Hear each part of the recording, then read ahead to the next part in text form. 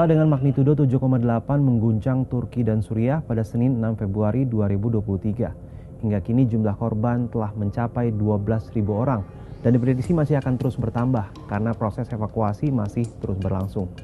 Gempa dahsyat ini sebenarnya bukanlah yang pertama kalinya terjadi di Turki. Sejarah mencatat gempa telah berulang kali terjadi di wilayah Turki yang memang dikenal rawan gempa.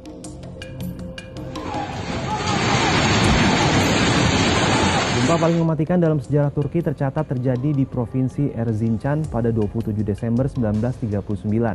Saat itu gempa magnitudo 7,8 menewaskan sedikitnya 33.000 orang. Jika melihat dari arsip Kompas, gempa mematikan juga melanda Turki di tahun 1960-an. Dalam periode 1966 hingga 1983 tercatat terjadi 5 kali gempa, yakni 1966, 1970, 1971, 1976 dan 1983. Saat itu jumlah korban tewas mencapai ribuan jiwa. Gempa kembali mengguncang Turki, tepatnya di Provinsi Kocaeli pada 17 Agustus 1999.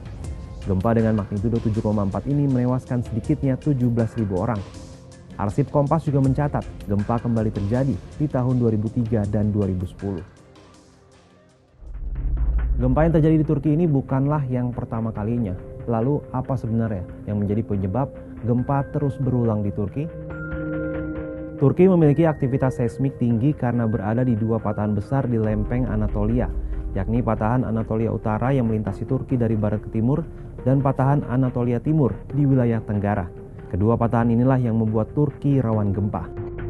Selain itu, gempa di Turki mematikan karena umumnya pusat gempa ada di daratan dan dangkal. Selain itu, Turki termasuk padat penduduk.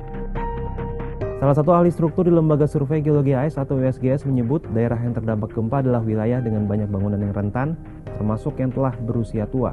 Sedangkan di Suriah, pembangunan cepat dan dampak perang diduga ikut membuat struktur bangunannya jadi lebih rentan. Mirip dengan Turki, Indonesia sebenarnya juga daerah rawan gempa karena kita berada di Ring of Fire atau jalur cincin api.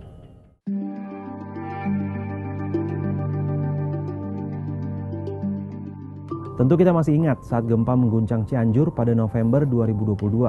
Saat itu ratusan jiwa menjadi korban. Mitigasi dan kesiapan menghadapi gempa mutlak dilakukan karena gempa bisa datang kapan saja dan tidak bisa diprediksi. Jangan sampai terjatuh korban lebih banyak lagi.